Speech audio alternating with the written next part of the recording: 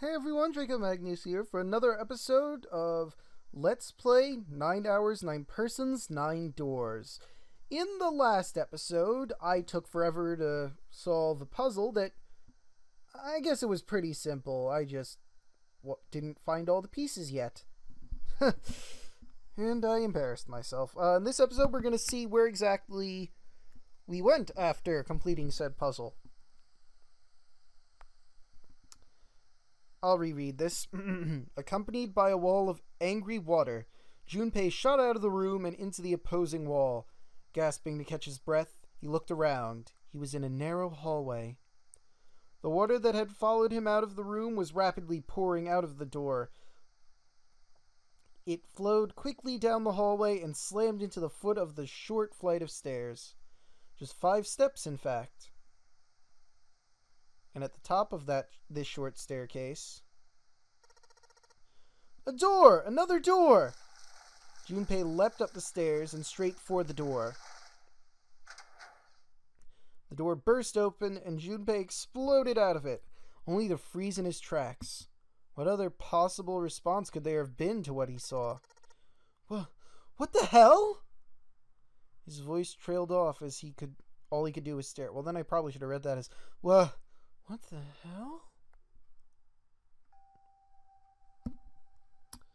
A polished floor stretched before him, ornate staircases rising up to the edges, from the edges, each one of them equidistant from the others. The stairs and pillars were solid wood, and the Art Nouveau embellishments and decorations covered the walls and pillars. It looked nothing so much as the entrance to a luxurious mansion from the early 1900s. That's strange. Whoops. I don't know what I just did. I guess I accidentally hit one of the D-pad things. Junpei couldn't help but wonder, was he really in a ship? The water quickly filling the hallway behind him suggested that, yes, he was. As he looked, a fresh wave rolled out of the room he'd been in, gathering speed as it moved toward the stairs. Yeah, that's what I thought. This is totally a Wait, what the hell? A wave? Shit, I gotta get out of here! Junpei spun around, his wet shoes squeaking in protest on the polished floor, and ran toward the tremendous staircase in front of him. You know, you could have shut either of those doors instead of just letting it go, but whatever. Guess our protagonist isn't all that smart. C deck. B deck. As he ran, he glanced quickly at the plates mounted on the walls, denoting the decks of the ship. He took the stairs 2 at a time, not entirely sure where he would find himself. Just as he began to wonder where, in fact, the stairs did lead, Junpei saw another person out of the corner of his eyes. He stopped short, nearly tripping over the next stair, and looked. It wasn't just one person he'd seen. On the landing to the left of the stairs, there were 4 people staring at him. She's pretty hot. Anyway. And on the right side, 3 more. All told, there were 7 of them, including him. That makes 8? It looked as though they had been on their way down the stairs. They'd stopped short when they saw Junpei, their eyes wide open. Well, wide. I added the open, but whatever. I guess the pink-haired girl's kind of cute. He'd done the same, of course, and now they stood there staring at one another. Junpei didn't move, one foot placed awkwardly on the next step, in the middle of a stride. I thought they were going to continue with that sentence. Who were these people? This entire interaction lasted only a matter of seconds. The woman spoke to Junpei, and time began to move again. I guess there's another one of us now. The woman was dressed, Junpei thought, rather like a dancer. Her clothes covered very little, and her prodigious jewelry a little more. Hey, you! Come on! Hurry! With no further ceremony, she ran straight past Junpei and toward the door behind him. The sudden proximity of a woman with such striking assets left Junpei momentarily stunned. But the others wasted no time and quickly followed the strange woman. First past Junpei was a young man with silver hair. He threw a glance in Junpei's direction as he ran, muttering, "Humph, one of us, huh?" Following him was an older man. His face was calm and without fear. Soft wrinkles sprouted from his eyes, and he came close enough as he passed for Junpei to see wisps of gray in his hair. His composure and shock of hair struck Junpei as rather like that of an elderly lion. "Going up won't do you any good. There are 2 doors, but neither of them will open." The next to speak was a girl with pink hair and a high voice. Let's see if I can get this one going right. "Come on! Aren't you coming? You gotta hurry!" Her small hand was wrapped around the wrist of another man. His eyes were closed, almost as though he were sleeping. His features were graceful, almost serene. He was dressed rather elegantly for someone his age. Something about his posture seemed very refined, and Junpei couldn't help feeling he was noble and dignified somehow.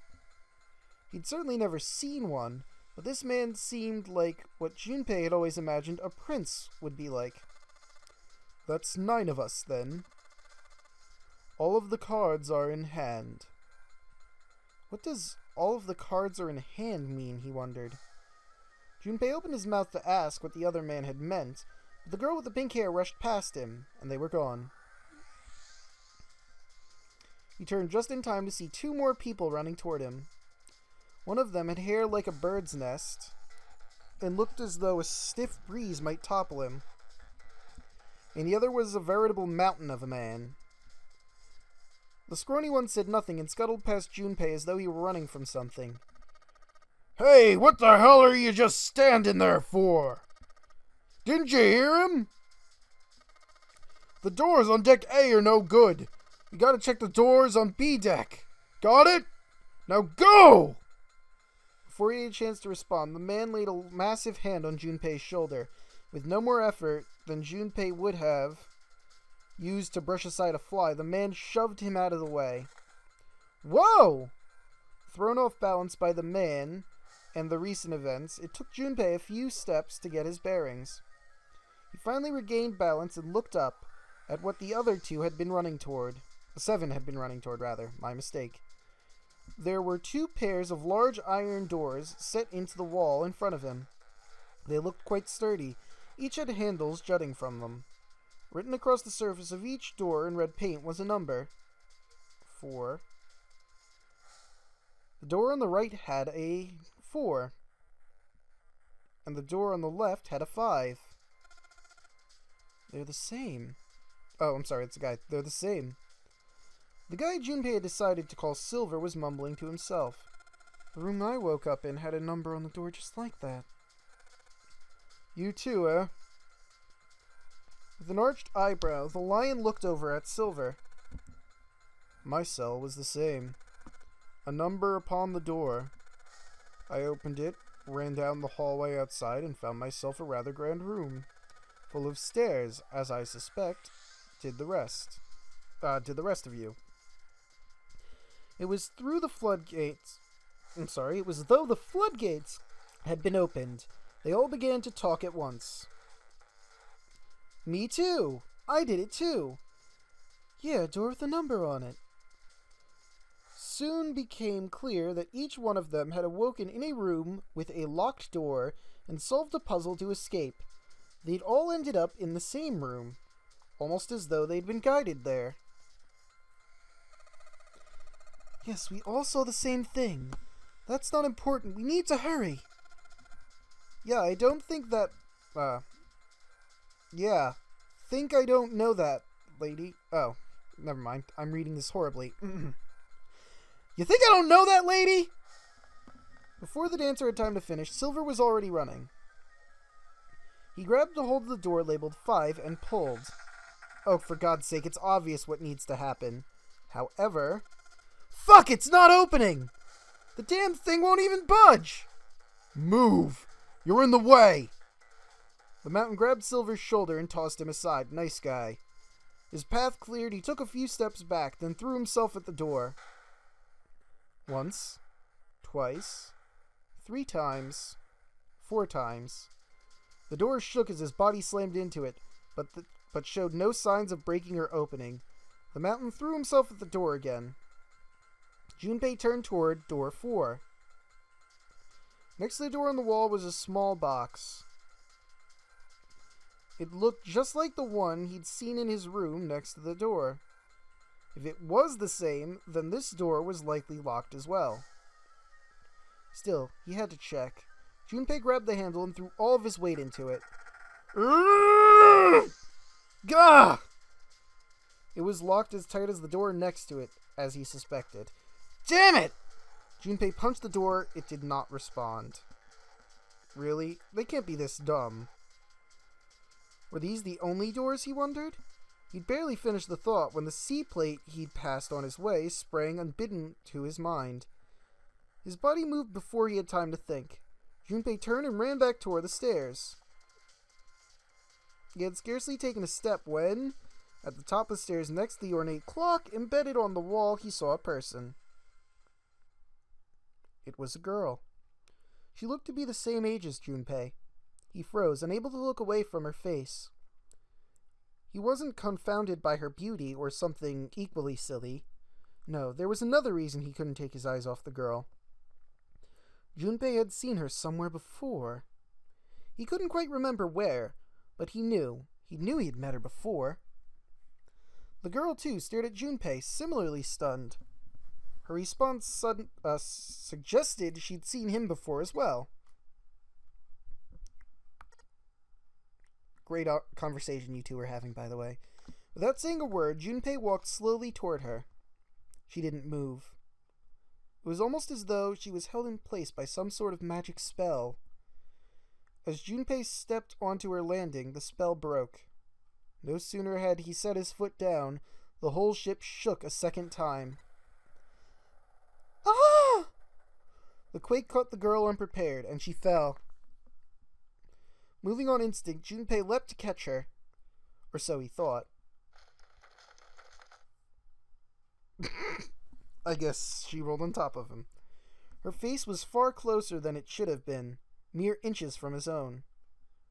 He was flat on his back, and she had landed squarely on top of him. The girl seemed as confused as he did, and her face suggested she still hadn't fully recovered from seeing him. For a moment, that seemed to stretch for a very long time, they stared at one another. The ship stopped shaking. Everything was quiet.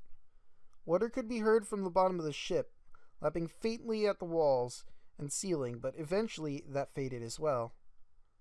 The silence was complete, a thick, muffling blanket. At last, the girl opened her mouth. "Oh my gosh! Is that you, Jumpy?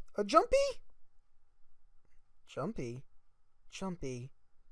Her words echoed through Junpei's head. And suddenly his memory returned. Akane?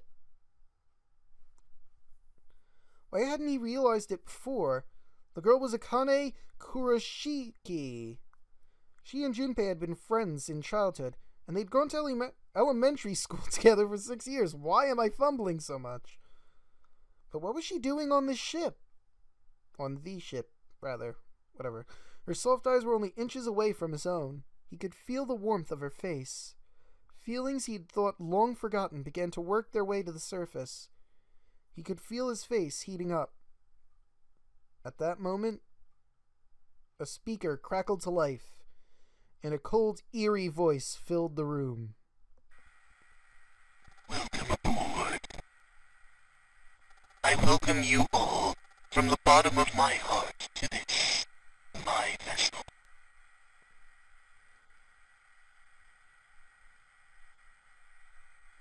With the voice's invasion, the spell between Junpei and Akane was broken, and all hints of burgeoning burgeoning romance instantly forgotten. They hurriedly untangled themselves from one another and struggled to their feet. Their 7 companions had heard the voice as well, and many of their faces had gone pale. They looked around frantically, desperately to locate the source of the voice. PA system. At last they found it. A speaker set in the ceiling. Yep. I am Zero, the captain of this ship. I am also the person who invited you here. Invited is a strong word. It's more it's a nicer word, I should say. You more force them all to attend by ambushing them in their own homes, I'm guessing. Or somewhere else, I don't know everyone's story. The voice was harsh, obscured occasionally by the crackle of static. But Junpei recognized it. How could he have forgotten it? It was the same voice he had heard from the man in the gas mask. Hey, asshole! What the hell is this? Come on out here! I want to get a look at you! And probably punch him in the face. What do you mean to do to us? I mean to have you participate in a game. Some of you I know are already familiar with this game. Oh? The Nonary game. It is a game where you will put your life on the line. Nonary game? What the hell is that? The voice continued implacable. The rules of the Nonary game can be found upon your persons. They are simple rules. Read them. Nonary game? Hey, there's something in my pocket! Check this out! Silver reached into his pocket and pulled out a small slip of paper. The rest of them reached in their own pockets and pulled out similar slips of paper. Junpei followed suit and dug into the pocket of his pants. He felt the telltale crumple of paper, slightly damp from his earlier ordeal. Hey, I got one too! Then it would seem Zero has seen fit to grace us each with a letter. Would you mind terribly reading it to us, young man? His request had been delivered to Junpei, who after a short moment of surprise did as he had been asked. On this ship you will find a handful of doors emblazoned with numbers. We will call them the Numbered Doors. Very uninspiring name, but hey, I don't need to be inspiring with my names. I just need to get the point across. Or you die, whichever comes first. The doors in front of you are a pair of the same. The key to opening these numbered doors are the numbered bracelets that each of you possess.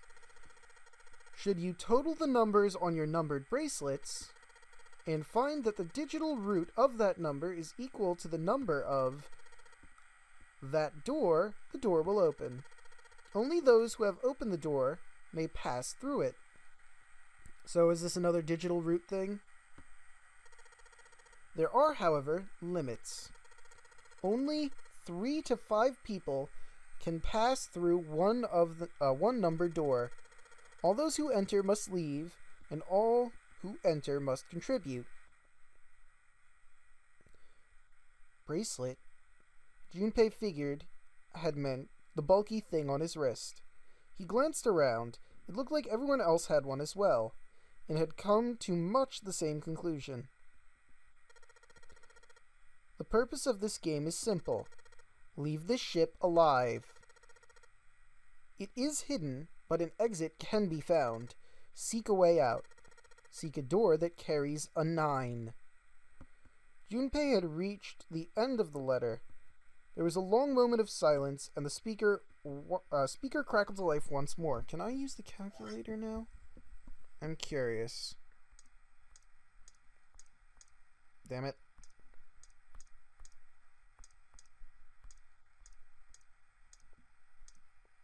Yep. So, if all of us can get to the 9 door, we can get through it because the digital root of 1, 2, 3, 4, 5, 6, 7, 8, 9 is 9. That makes sense. Okay. Yeah, I read that already. There is one last thing I must tell you.